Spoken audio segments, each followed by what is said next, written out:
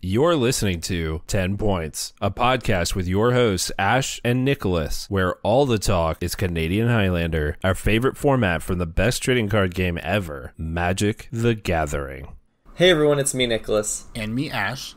And today we're going to be talking about how to build on a budget. But before we get into that, we need to talk about our best card from. And today, the set we're looking at is Nemesis. So, Nick, you want to talk about the cards you found in this set? Yeah, I'd say the best card, the one that sees the most play, is probably Daze. It's just a free counter, and free counter spells are just really good. Being able to go shields down without going shields down can be really strong. And Daze sees play in a variety of archetypes, from tempo to control to maybe a little bit of combo. It's just really good. Yeah, honestly, Daze is probably the one out of these two cards that I've cast more times. But the card that I've selected is Flame Rift. It is one of the most efficient 2-drops in the burn style decks, the blitz red style decks that are trying to eliminate your life total really fast. It's just a really solid 2-drop. So we both picked solid 2-drops out of the set. Yeah, and both of them are pretty decent budget options. Wow, I didn't even... Segue. You mean your budget Force of Will? Oh, yes. Okay, it's a new episode now. Put foil into your budget decks. It's just really... I'm kidding, don't do that. Don't play foil. Start the thing. Alright, yeah, so we're talking about how to build a Canadian Highlander deck on a budget. But that means different things to everyone. To some people, a budget is $5,000. To some people, a budget is $100. So start by determining your budget, figuring out what you can actually afford. And that's going to be a good baseline for what you can decide to do with your deck. Now, a few ways to kind of help you figure out what that budget is and what that means to you. There are a couple things you want to keep in mind. The first is if your local scene allows proxies. I know that our local meta and our local community has taken the same approach to proxies as the Yellow Jacket store, where if you're listening to this, you probably know what that is. If not, tweet at Nicholas. And I don't have a Twitter. That was the joke. Sure. That was the joke. Tweet at me. I ruined it. It's fine. Listen. The proxy policy we use is you can use up to 10 proxies in your deck. It helps take the edge off of those really crazy expensive cards while still, incorporating respect for the game and, keeping people playing with real physical cards. But that's a discussion for another day. The point is we allow 10 proxies, so if your local community allows that, for example, 10 proxies, then your budget really widens up quite a bit because you get to take the 10 most expensive cards off of your list when you're counting the price. And another important thing to think about is if your local scene allows Gold Border, Collector's Edition, or Magic 30 cards in your community, which most Canadian Highlander groups do. And if that's the case, that's going to help affect your budget as well, because you're going to find that cards aren't as expensive in those forms. Yeah, and then once you've done all that, you've kind of figured out like what kind of stuff you can delete from the list. Then you kind of want to decide what kind of deck you are interested in playing, like what kind of archetype, what like game plan you want. But then once you've done that, you have to determine if that deck can even function on a budget. Because unfortunately, while a lot of Canadian Highlander decks work on a budget, maybe not optimally, but they work, there are some decks that simply don't. Unfortunately, this is true even if you're playing with proxies. Yeah. Like a good example would be like Storm or Eggs. Those are both kind of decks that really don't work on a budget. Maybe Eggs, if you are allowing proxies, works a little bit better because you can proxy the Lotus and the duels, but even then, you're still not going to be... It's not going to be a couple $100 deck. Yeah. An example of some decks that are really easy to build on a budget, especially if you have an existing collection, which we'll get to in a minute, are most mid-range decks you can build very functional versions of on a pretty modest budget. Even more so for most aggro decks, because aggro decks tend to be fewer colors, and the cards tend to be a little less ubiquitous in other formats. So you get to play a lot more quartered cards, and a lot of control decks, while I think they tend to push up a little bit more on price than their mid-range counterparts, can be built on a budget without too much of a headache. Yeah, and it is worth saying, pick a deck that can be updated as your budget increases. So, like, a really good example of a budget deck that a lot of people will bring up is, if you're looking for a budget deck, build Red Deck Wins, or like Goblins or something. I feel like Goblins keeps creeping up in price. It does. Red Deck Wins is definitely like the golden child of budget decks. Yeah, but the all problem you have with to do that is play is, Ragavan. well, okay, I suppose you have to make a couple sacrifices. Yeah, you kind of miss out on Eidolon of the Great Revel and Ragavan. Eidolon's expensive? All right, you keep talking. I'll figure it out. I don't really play Red Deck Wins. But the problem with the deck is it can't really be upgraded past a certain point. So, like, once you kind of built it, that's what you get. So you can be easy to get bored of it and not really have anything to work towards. As to where, like, let's say you build a mid-range deck like Green Black Rock, you can build a pretty decent budget version, but then you can just, like, slowly over time pick up one card and then another card and then another card and slowly get that list to the point that you want it. And so it kind of gives you something to work towards. Eidolon is not that expensive. I swear it used to be. I guess it. Oh, it was. No, it's not. It's not that expensive. It's like $7. But to piggyback off of what you were just saying, one thing that I've seen many people do is they start off in a mid-range or control deck with their, blue-black control or green-black rock or like a blue-red kind of control-y, slightly burning kind of deck. And then as they've played more and been able to invest a little more into their deck, they've increased into a third color and opened up their strategy that way. Yeah. And there's even, like, you can add, like, in mid-range decks or something, you can add, like, packages. You can add, like, a lands package, or you could add, like, a combo package. Like, there's a lot of different routes that you can take if you pick kind of an open-ended deck. Yeah, see episode 22 of the podcast if you're interested in learning about packages. Good plug. I try. Yeah. The next thing you kind of want to do, look at what you already have access to. Most Magic players are not coming into Canadian Highlander without having played any other formats before.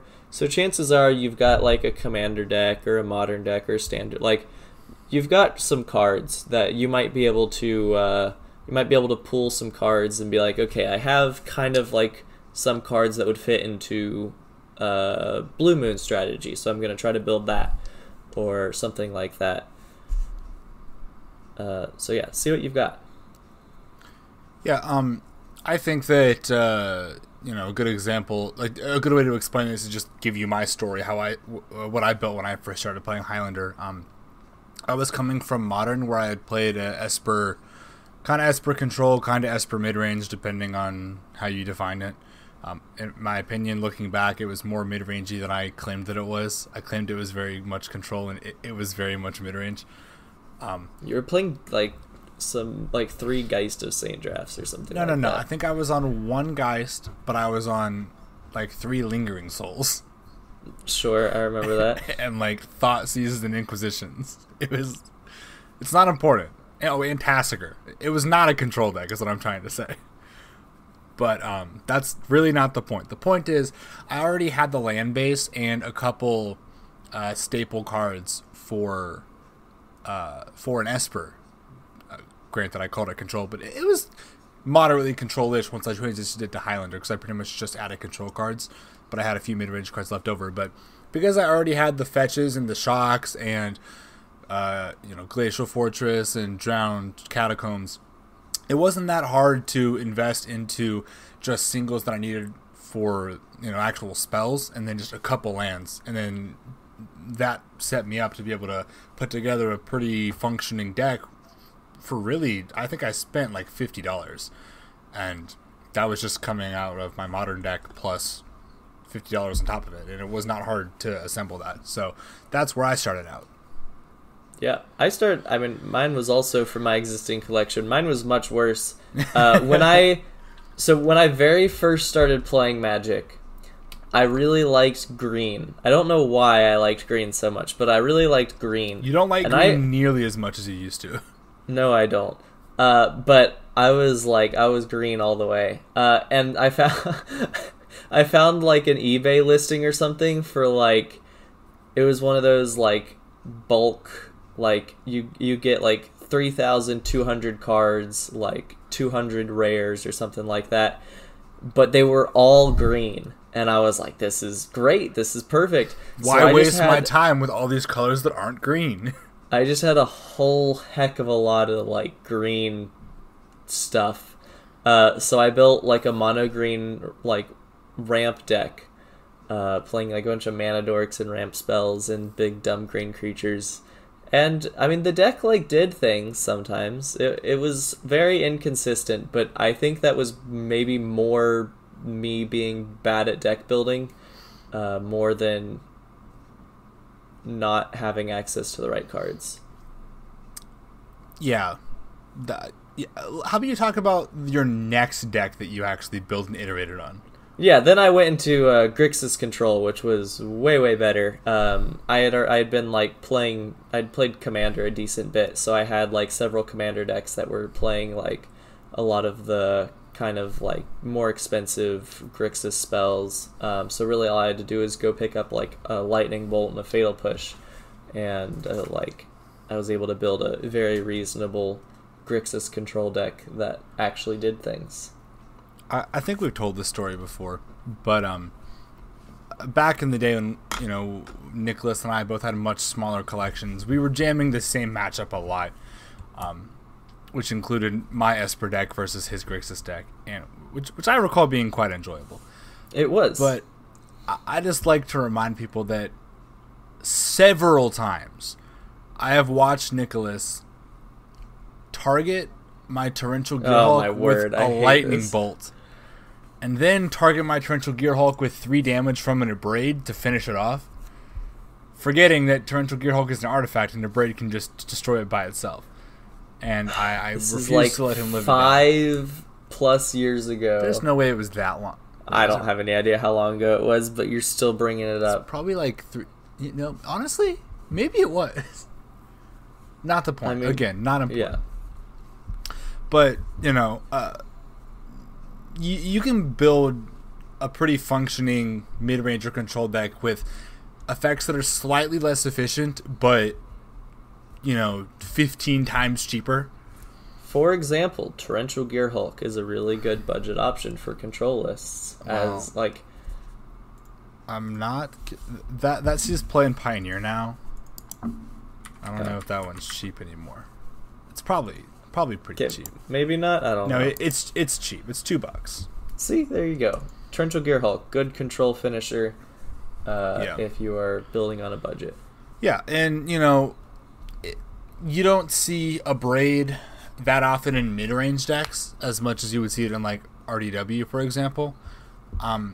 But if you are building, you know, like a Jund mid-range deck, and you can't quite afford the Assassin's Trophy, you could slot it in a Braid, and that takes care of a lot of the same things that the Assassin's Trophy was meant to remove.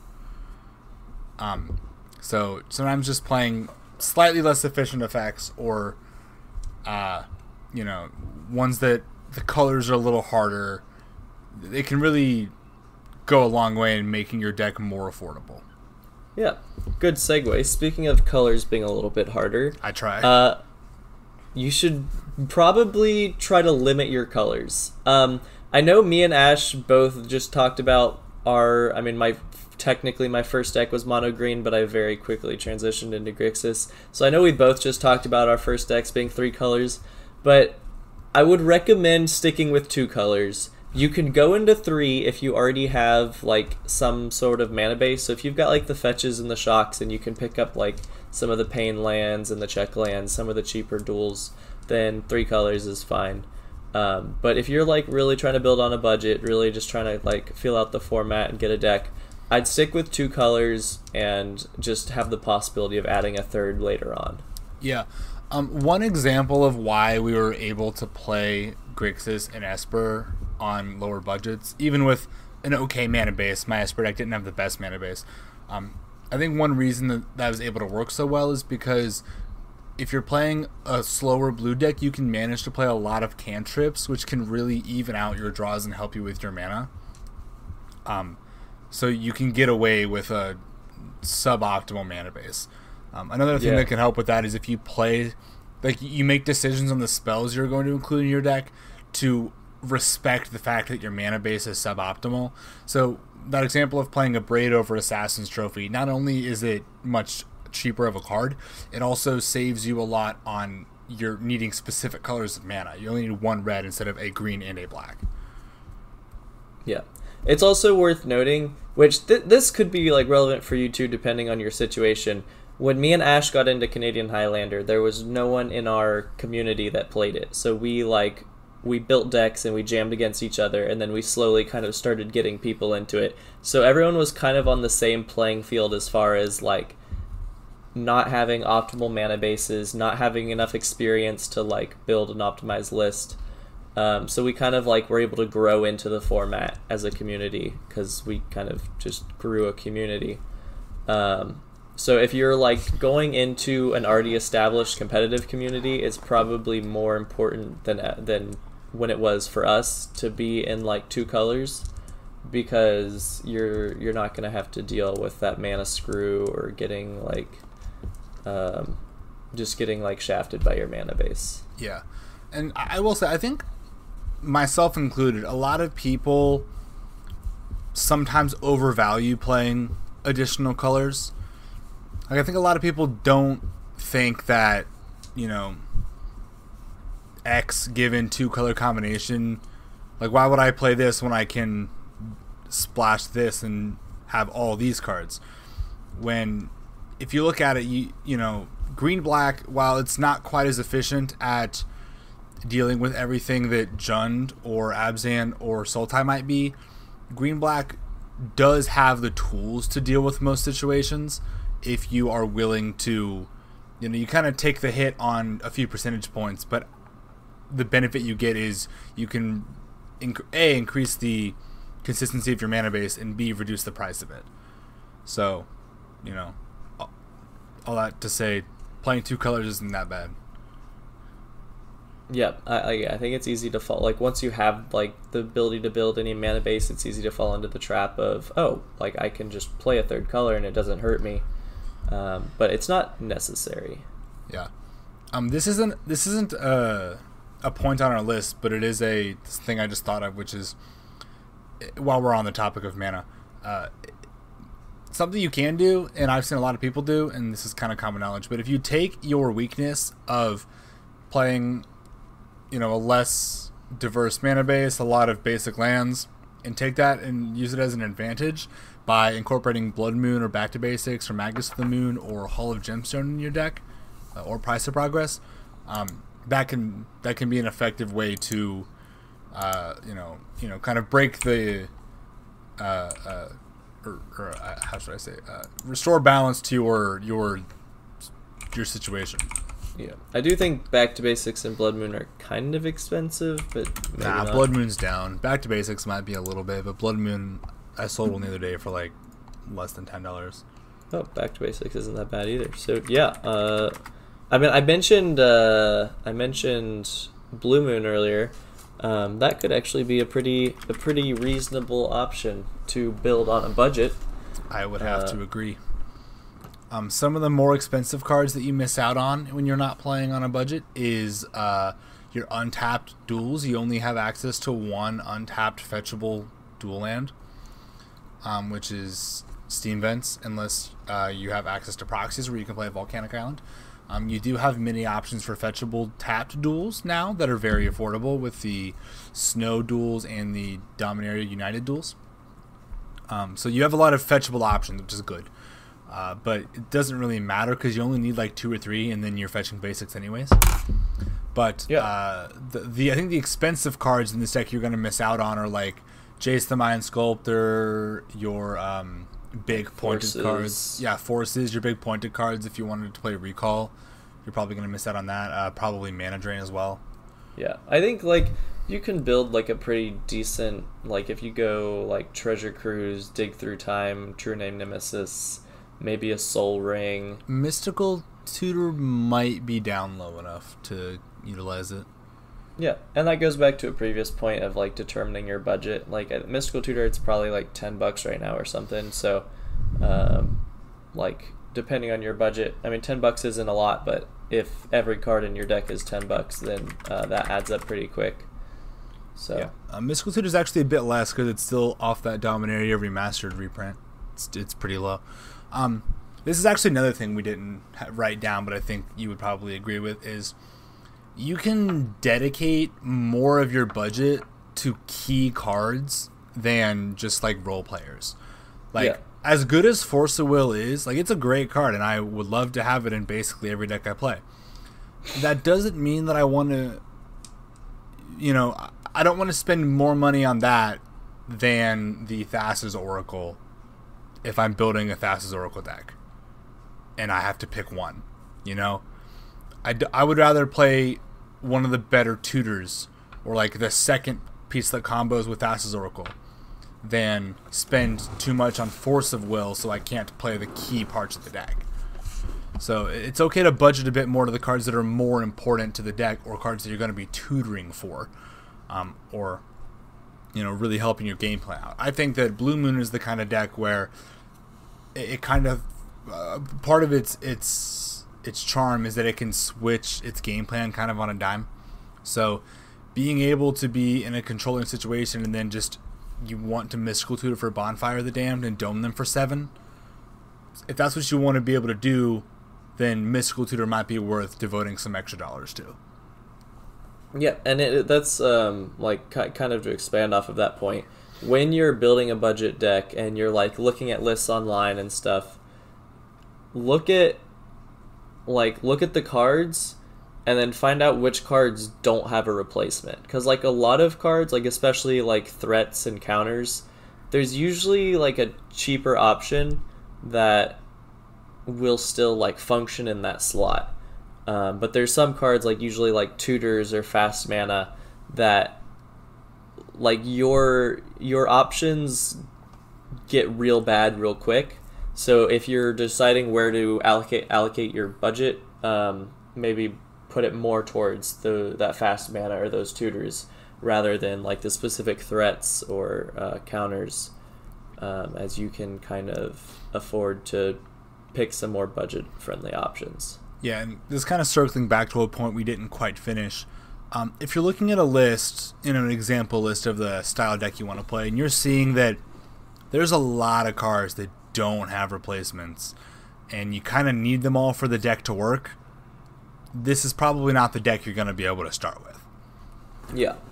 Which, we kind of talked about Storm as an example. You're looking at Storm and you say, okay, I need an Underworld Breach, and I need a Lion's Eye Diamond, and I need a Brain Freeze. Those are all important. I'm going to need this Demonic Tutor because I'm not doing a Lotus build. I'm going to need, this Squander Resources because we need all these extra mana options. And wow, Lotus Petal's $25. You start to realize that not all these very important cards to the deck and they don't have replacements. That's not going to be an option as a budget deck, with the exception of a proxy policy that makes it work for you. Yeah. And this is maybe getting into a little more complex territory than we really need to, but if you do like find a deck like Storm that you are like, man, I really want to build like Storm, but I can't, like, it doesn't fit in the budget right now. You could potentially like build a deck that is somewhat Storm adjacent. so that you are kind of like already picking up the cards for Storm, and then further down the line you get like the rest of the pieces you need. Now I guess I don't really know what decks fit into the Storm adjacent category that aren't also expensive. Like maybe Slushy kind of fills well, I mean, you're just buying Alliance on Diamond for that. yeah. Assuming I got my timeline right, if you don't know what Slushy is, it's a blue-white control deck or a Jeskai control deck. It's either Jeskai or blue-white splashing red for Brain Freeze Underworld Breach combo. And depending on if I have my timeline right, this episode should be releasing 2 weeks before Paperlander, where I play Slushy. So come see how it goes. Yeah. That's going to be like really embarrassing if the Paperlander. I mean, it shouldn't come out before this, but if it does, then go back and watch the most previous Paperlander, number 11. Yeah.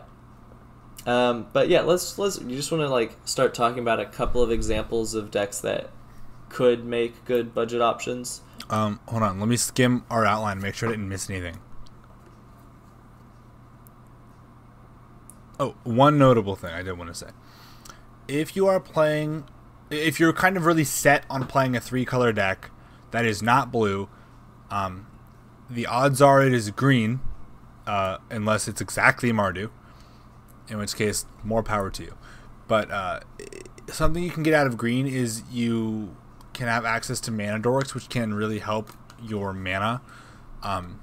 It's because we now have access to a decent number of mana dorks that aren't too expensive, that can help with your mana depending on the colors you're playing, such as Avacyn's Pilgrim or Sylvan Caryatid and Ignoble Hierarch. I believe Birds of Paradise and Noble Hierarch are still a little more up there, but if you're the kind of deck that is playing mana dorks, better mana dorks might be something worth attributing a bit more of your budget to, because they're going to be useful in a lot of archetypes that are similar to what you're trying to play, and B, are going to be very helpful to fleshing out your mana base. Okay, now we can move on to examples. Alright, Dees. I mean, starting with, we mentioned earlier, probably the best option for budget decks is going to be an aggro deck. So red deck wins probably the best, but there's like a lot of aggro decks that you can build for pretty cheap. Like Black Mold could be pretty budget. Like Ash said earlier, Goblins is getting a little bit more expensive, but you can still... I would like to say, I think that the tier version of Goblins is getting more expensive, but a functional version of Goblins is not that bad. Especially because the most expensive part for the actual combo is, I think, Goblin Recruiter itself or Kiki Jiki. And those are both less than $10, I believe. And you can just, a lot of the more efficient goblins, like, I think most of your money you're spending on at that point is Warren Instigator and Goblin Lackey. But, maybe Rabble Master if that one's randomly expensive. I don't think so. Yeah, maybe $2. Yeah, if you do mono red and you're not doing a mock spread, it's pretty reasonable to do on a more reasonable budget. I can say that because I built it on a reasonable-ish budget. I added a few things over time, but it still does well when you have a good pilot behind it. So what you're saying is that you built a budget deck, and then over time, as your budget increased, you upgraded the deck slowly. That would be accurate, yes. Callback. We did it. Another deck that I've seen, I think 2 people play, specifically one player in particular, is a red-black aggro. This isn't like what you saw in Paperlander, where it was red-black sacrifice or anything like that. It wasn't a synergistic deck. It was just a straightforward, I'm going to kill you with these red and black creatures. And it was very good. It played a good amount of burn. It played a lot of 1-mana 2Xs. A couple that reanimated themselves, and it was just a really efficient aggro deck. And I must say that deck plays a lot of draft chaff, and it still kills people. I don't see that player come around all that often, but when I do, I often see him at table 1 or 2. Yep, if you want to learn how to build a Rakdos aggro deck, you can go watch episode 7, where we... Oh yeah, we did do that. We did a live brew. I will say, I'm not convinced I'm not convinced that list is completely perfect, but I think that list is probably a good jumping off point. And it's pretty budget as well. It's only $21,000. There are moxes in that list. Yeah, there's mox and duels. Yeah, which you don't need. No. One other aggro deck is Mono Green Stompy. There are a few key pieces that take Mono Green Stompy from probably tier 2.5 to tier 1.5. Such as Mox Emerald. Mox Emerald, Gaia's Cradle, Raphaelos. I feel like there's another one. Sylvan Library is really good in that deck. But that card I think is like $25 or something like that. But I think it's more if you already have that, yeah, it might be more. But Mono Green Stompy, most of the actual creatures that are filling out your curve aren't that expensive, and that is a really affordable deck that I would suggest if you're looking to play aggro but not red. I've seen that deck do some really fun things. Yeah. If you're looking for another good budget option, a really good choice is Reanimator. You can build... Reanimator is a really good example of a deck that can be upgraded over time, but B, there's just so many big, dumb creatures that you can use as reanimation targets. Sure, you're probably not going to get, the best ones. You're not getting, an Elish Norn or, an Archon of Cruelty or a Grizzlebrand. But you're getting Inkwell Leviathan. Yeah, reanimating an Inkwell Leviathan is usually probably just good enough, or a Runescar Demon or something like that. What's the one that people are playing in Modern Horizons 2? Sarah's Emissary? I have no clue. Give your board pro creatures or pro instants. It's good. Now that is with that deck, there are a couple things I want to comment on. One, because if you're playing a higher than average amount of card draw, specifically cantrips and looting effects, you can actually get away with a 3-color mana base that has less than your perfect number of good lands, because you get to play so many looting effects and cantrips. You're going to be able to find them and get your mana set up a little better. Now that's not to say your lands will never come back and bite you if they're not great, but you can get away with it more than you could in a deck that's not drawing cards. So that's one note. Did you want to comment on that? I was just going to be that being said, I don't know if it's absolutely necessary. You're probably in Dimir, and then if you want to add a third color, you're adding red. I would say you probably want to be going into red because you need. Yeah, I guess you get a lot of the good looting effects in red. Yeah. I think you kind of need to be in Grixis, maybe into a 4th color. If you want to splash white, no, not as budget. Just in general, you have to be in Grixis, and you might splash white for flashing back on burial rights, but that's it.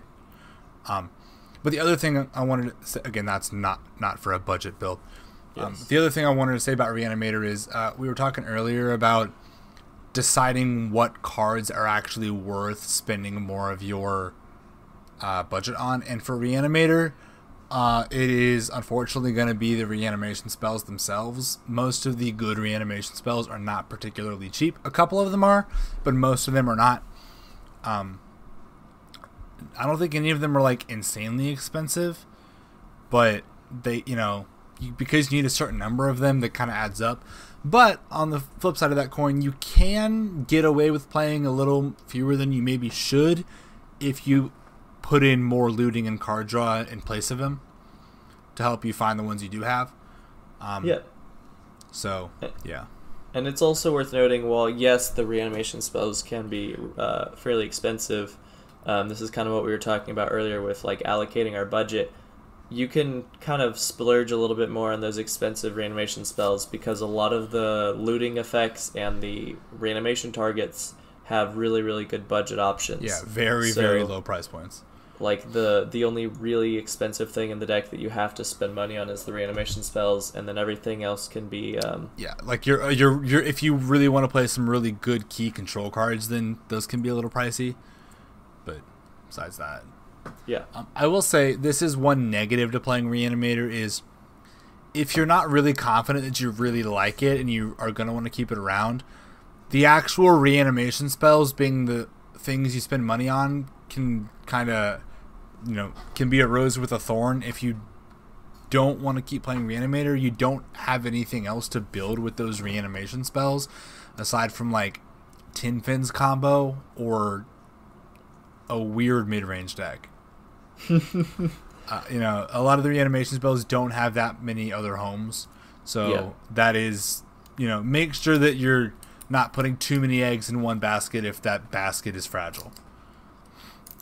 I feel like I talk in way too many metaphors and analogies. Yeah, that metaphor was like... it took me a second to like get to the end of it, but I'm here for it. Let me know in the comments if I'm speaking in too many metaphors, analogies, and what's the third one? Anyways, you want to talk about Death and Taxes? I was about to say, Ash is thinking about the third one. I'm going to talk about Death and Taxes. Out of everything on our list, this is probably the one that has the most... Like, once you get to the point that you've upgraded it to its max potential, it has the most competitive, like, final form, if you will. Dude, this deck is so good. But you can build pretty reasonable versions of it that are not necessarily top tier, but are fairly budget. And a lot of that comes from, the fact that you can build mono white D&T, and that's just, like, really good. Most versions are approximately mono white. Yeah. If you're doing anything else, you're adding like a little bit of black, but that's just a splash anyway. But well, some do a little bit of colorless. Well, I mean, sure. It is effectively another color. Yeah. But you don't have to buy like original duels for... I mean, you kind of got to buy like Ancient Tomb. Well, Ancient Tomb is much less than like Scrubland. All right, this is... You know what? Yeah, you're... Okay, whatever. But Death and Taxes, there's a lot... Like, there's so many cards that could potentially go in D&T that if you just pick a lot of the more budget ones, it can still be, like, a really good Death and Taxes list. And then over time you can start picking up the, like, more expensive pieces. The big things in this deck that you're going to miss out on the budget version are probably like either like Mana Crypt or Mox Pearl. But I mean, Ancient Tomb Wasteland. Ancient Tomb Wasteland, but those are like much on the cheaper end. Still not super cheap, like probably $30-$40 each. Yeah, a couple of the Ancient Tomb we just checked the other day. It's like $70 for no reason. Dang, really? Yeah, I know. Okay. I don't know Ancient if Tomb was like $30 when I bought it. So. A couple other of the more expensive cards that you'll probably miss out on if you're going for a more budget build of Death and Taxes is the new Adeline is like kind of expensive because of Pioneer. The like Stoneforge Mystic and the equipment package. You probably still want to be playing some of them, even if you're not playing Stoneforge. But those can kind of add up in price, so you might see dropping off a couple of those. Is GTA still expensive? I don't think it's that bad, and that's actually, I was about to say, I think GTA is probably worth your, let's see, it's not bad. It's like less than 15 depending on the printing, almost like $6 for the list printing on TCG Player. So even if it were more expensive, I think that's probably worth spending a bit more of your money on. For sure. I mean, yeah, $6, like that's fairly cheap for a card as powerful as Umezawa's GTA. Especially in Death and Taxes, that is a deck that really, really likes to have it. Okay, kind of moving on to like another good... We talked about it a little bit earlier, but control and mid-range lends itself to more so mid-range than control. I guess we'll do these one at a time. Mid-range really lends itself to being built on a budget pretty well, specifically just because mid-range is such kind of like a wide archetype that you can build pretty much any like version on a budget. So like Jund mid-range, there's so many good threats in Jund and like so many fairly decent ways to build it that you don't really have to buy like the Minsk and Boo and the Ren and 6 and the Minsk and Boo is like $10, so it's like 20. I don't think so. I think you're looking at the foil. No. Well, I mean, I guess like Ren and 6 and Ragavan, like you don't have to play those. You can just. Sorry. While I've already interrupted, I just want to say I was just checking with our local, not local, but a community member in the 10 Points Discord channel, known for Death and Taxes. I just checked, and we're getting a budgety D&T list, so we'll have it linked for you. This one's like probably on the higher end of what you would consider budgeted, well, maybe medium. It's going to be about $250 with no proxies. That is the order I put in, so we'll see. I'd say like that's like if you're, I guess we didn't really talk about this much earlier. If you're planning on getting into Canlander, like even a budget list, I mean, $250 is probably about where you're gonna be, and that's probably the whole thing though. Yeah. So if you already have your Jite and Stoneforge from that one commander deck you like, you know. Yeah. But yeah, I guess it is worth noting, like, you can't really build like a $50 budget Canlander deck. You're more going to be aiming for kind of 200-ish. Yeah. But like I said, most people already have some of the pieces, so you can maybe get away with only spending $50. All right.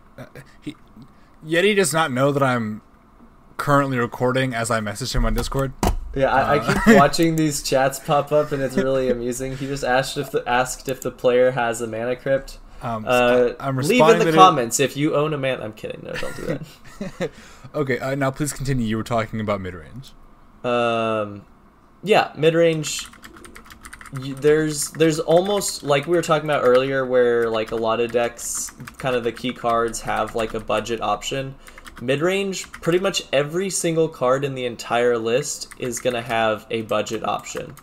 Like, even going so far down the chain as Lightning Bolt, like if for some reason you can't spend $3 on Lightning Bolt, you can buy Chain Lightning. That's, I guess, a bad example, because if you can't spend $3 on Lightning Bolt, you probably shouldn't be building mid-Canlander or Jund. Nicholas, I can tell that it's been a while since you've purchased a Lightning Bolt, because they are playable in $30 vintage. They are a quarter now. Are they really? Well, the cheapest printing is, but they're like $1. Dang. Okay, well, I guess buy your Lightning Bolts now or something. You should go back to a different example. Like, use Terminate instead of Dreadbore. Yeah, which, I mean, Dreadbore is like super cheap too, but this whole episode is gonna be plagued by us getting numbers wrong. Yeah, So like the most expensive card in your deck is like Glorybringer, which is of course very expensive. No, I'm kidding. But okay, no, that's a good option. Fury is like $30-$40 or something like that, maybe. Glorybringer kind of is a good role player that is like super cheap and still is really good in your Jund midrange list. So you can like swap your Furies out for Glorybringers and your Thoughtseize out for Duress. You don't have to be on all of these really expensive cards. You can just play the slightly more budget versions of each of them and then upgrade it over time. Yeah, I think that a lot of people that have started off in the format, you know, just their option for just trying it out was just, aside from people who just kind of converted a commander deck, they just take like a pile of cards they like that happen to be in these 3 colors and say, here's some removal, here's some creatures, here's a few planeswalkers, let's jam. And that's just kind of gonna end up being a mid-range deck a lot of the time. And you know, if you happen to already have that Fury, great. But if you don't, as Nicholas said, there are a lot of other really cheap options that do a pretty good job filling that spot. Even if it's not the efficient removal that Fury is, Glorybringer kills something. Yeah. And leaves behind a body. And that's another reason that mid-range is such a good option, is that most people already have pieces that would fit into a mid-range deck because it's so like broad. Like for combo decks, a lot of people don't have specific combo pieces or something, but no one like, just has a random squandered resources. Yeah, but a lot of people have various efficient creatures in like Abzan colors. And so you just put those into your Abzan deck, throw a Swords to Plowshares and a Path to Exile on top of it, and like you're doing well. Yeah, I think another reason that mid-range decks can work so well especially in the budget space, is if you happen to have a couple more efficient, like more expensive, efficient removal spells because you already had them, you can add in a few more of or budget a little more for things that make yourself a little more of a controlling mid-range deck and lean into that side of your game plan.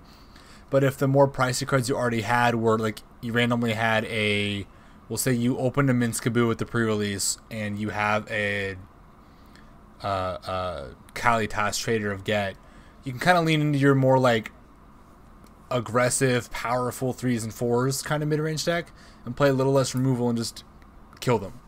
Yeah, so, kind of go for the like mana dork on 1, yeah, kind of 3-drop on 2 sort of mid-range deck. So mid-range lets you kind of lean into your strengths, like your from a budget perspective, lean into the strength that you have or you already own, so you don't have to spend as much. You just might have to lean into a certain style of mid-range. And honestly, I think Control is a little similar to that, where you can go for the long control game if that's the stuff you're like. If you have a Teferi Hero of Dominaria for whatever reason from that commander deck, that one, what's the one commander deck? It doesn't matter. A Shorikai commander deck. I don't know. Yeah, sure. You have a Shorikai commander deck. So you have a Shorikai and you have a Teferi. You have a Teferi Time Raveler and a Teferi Hero of Dominaria. Well, you're set up to be able to play the kind of game where you lock up the game and then win later. But if you have a Chandra Torch of Defiance from something and you have a Torrential Geralt for something else, you can maybe lean into that Blue Moon strategy of control where you're controlling the game long enough to start killing them really fast. And you're not looking to play quite as many turns as blue-white control is. But I don't think that's quite as flexible as the mid-range thing is, but I think that it is still to an extent. Yeah. Do you want to talk about a couple of, or are you open to me talking about a couple specifics in the budget options for control? Sure. One thing for control that is great is control. I think more than mid-range, you can do a lot with 2 color pairings, which you can't really do with mid-range as well, in my opinion. But your lands are usually better because you don't mind the type of lands that can come in untapped, but sometimes are tapped, because you're usually a little more flexible with your land playing, so you don't have to freak out as much about playing Port Town or Prairie Stream that may or may not come in untapped. So that's one reason I think playing control is good, and those lands can be pretty cheap. But another thing is a lot of your interaction options are more flexible than your best options in mid-range decks. So like your efficient counter spells, you would like to be playing Mana Drain and Force of Will and Archmage's Charm. but those can get a bit pricey. So if you can't manage all those, you can still get away with playing Disallow and Mana Leak instead of Mana Drain. It's not as good, but it's still efficient and often does the job.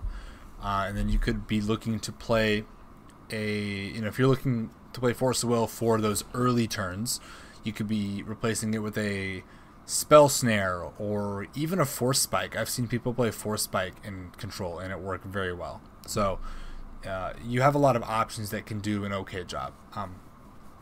You also in Control can play a lot of basics in a 2-color deck, so you don't need to worry as much about playing high numbers of non-basic lands. You play most of the ones that you can that are good, but you don't have to worry about it as much as you would in a 3-color deck.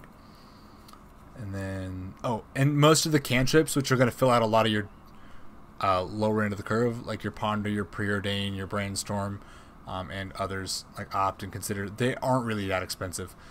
So they help you fill out those kind of staple cards without breaking the bank too fast.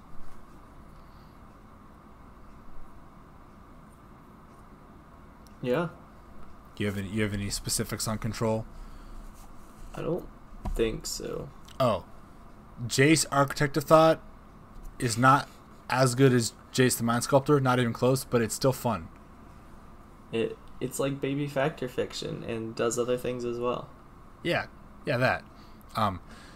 Especially in blue-white Control, you do have a lot of really efficient spot removal, probably more than blue-black, I think, as far as 1-mana options.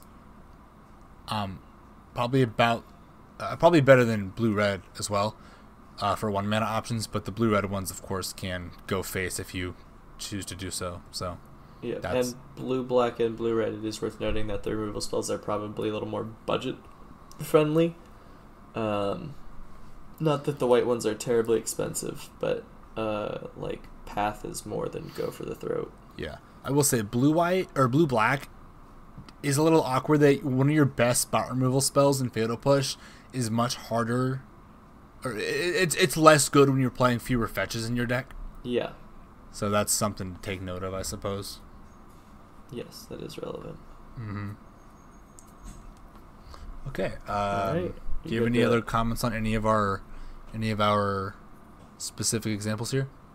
I don't think so. I think we're good to go into our closing segment. All right. Well, do you want to talk about what you played most recently? I know you've been real busy recently, but you played last week, I think. Yeah. I think it was the previous week. But yeah, I played blue-green extra turns. It's a deck that isn't particularly known for how great it is, but it can put up results and it's so much fun to play.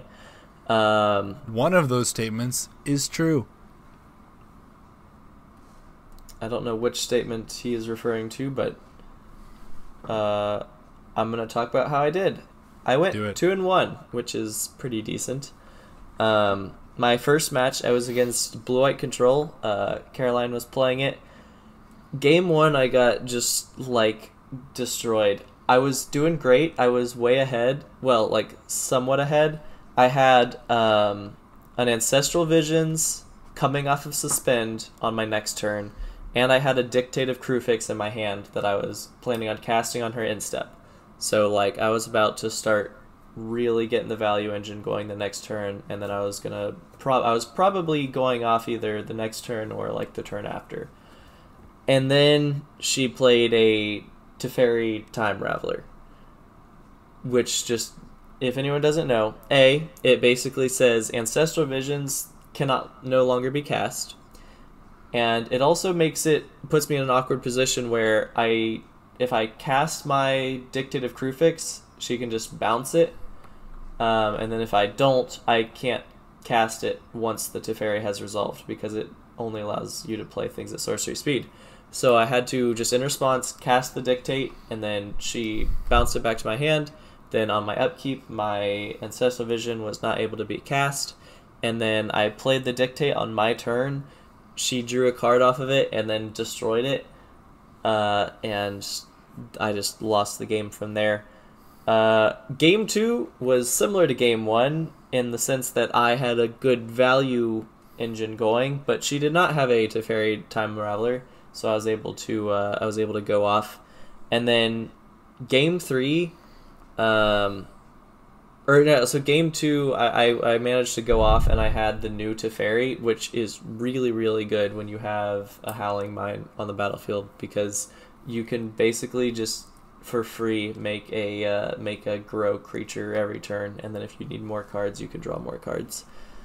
And then Game 3 was really, really close. We went to turns, and I had exactly lethal because I had a Hall of the Storm Giants and a Time Walk, and so I was able to attack with the Hall of the Storm Giants, cast Time Walk, and attack again for exactly lethal in turns, and that's how that ended.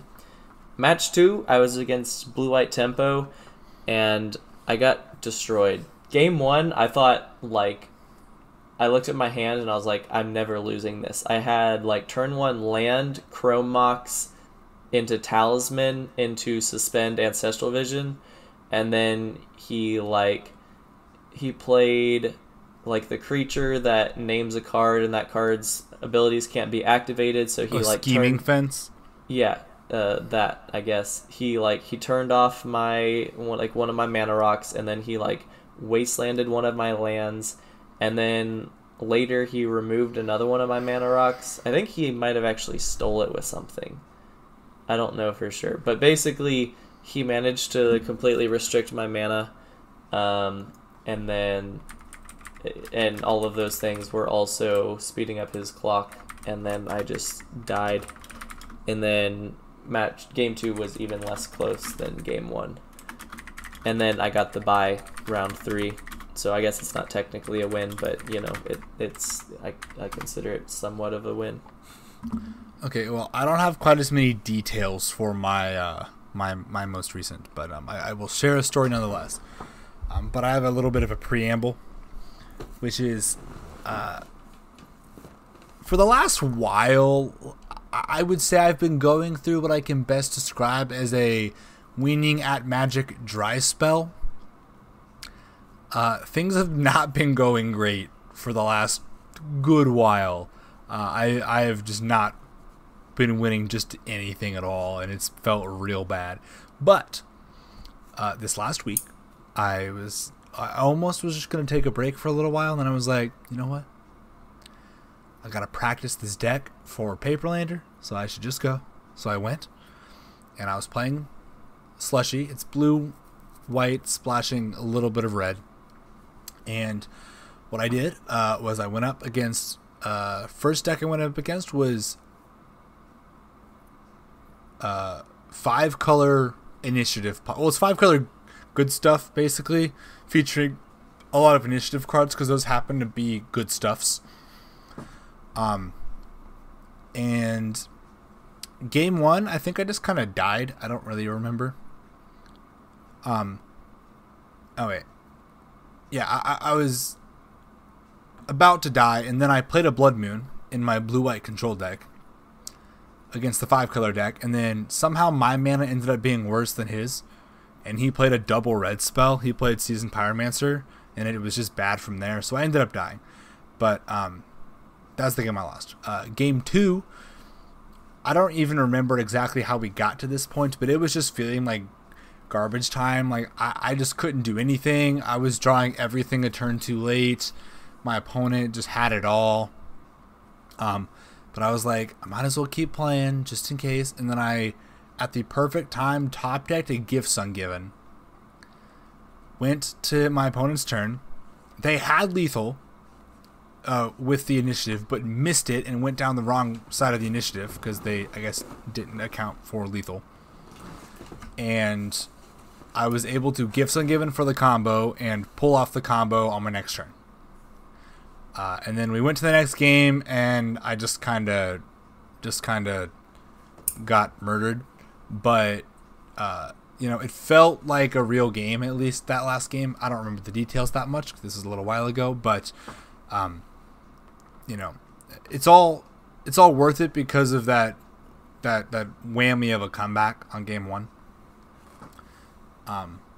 And then I proceeded to lose game 3 as well. So I ended up losing the match, but it was a good game nonetheless. Some good games anyways.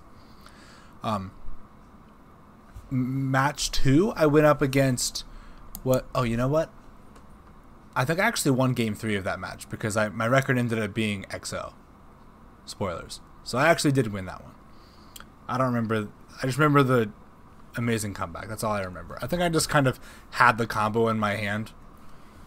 The next game, I don't really remember. But round 2, I went up against a Sultai Thoracle list. And we had basically 3 really back and forth close games.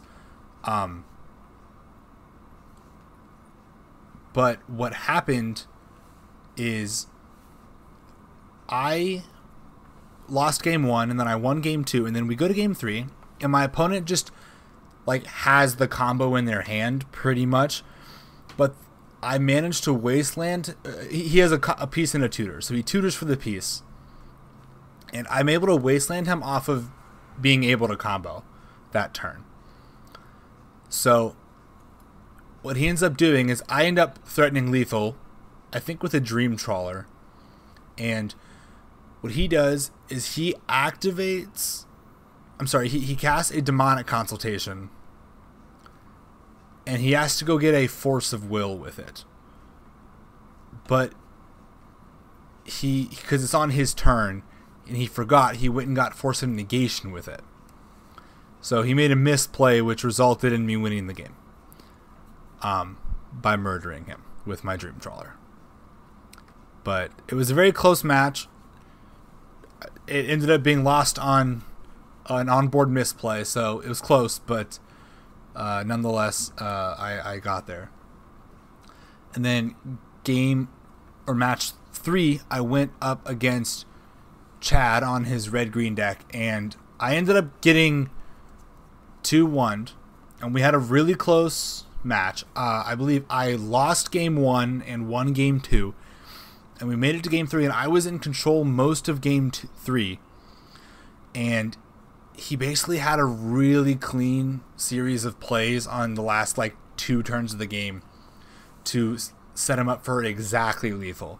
And I don't believe I made any huge misplays. I think I made one small one, but broadly speaking, we both just played really tight Magic, and it was just a really close match. So I ended up losing that, but we had agreed to draw, and we just were splitting and playing. So I still got my store credit. It was a good time. There you go. Yeah. So all that to say, I was in a dry spell for quite a while, and then I ended up going 2-0-1 on the score sheet. 2-1 in reality, but 2-0-1 on the score sheet. Score sheet's all that matters. It is. So yeah. I think. Do you have anything else to say? Thanks for listening. Yeah. If you enjoyed or something, leave a like, leave a comment, subscribe. It helps us out. Tell your friends, and have a good day. Bye. Bye. Thanks for listening to this episode of the 10 Points Podcast, and don't forget to count your points.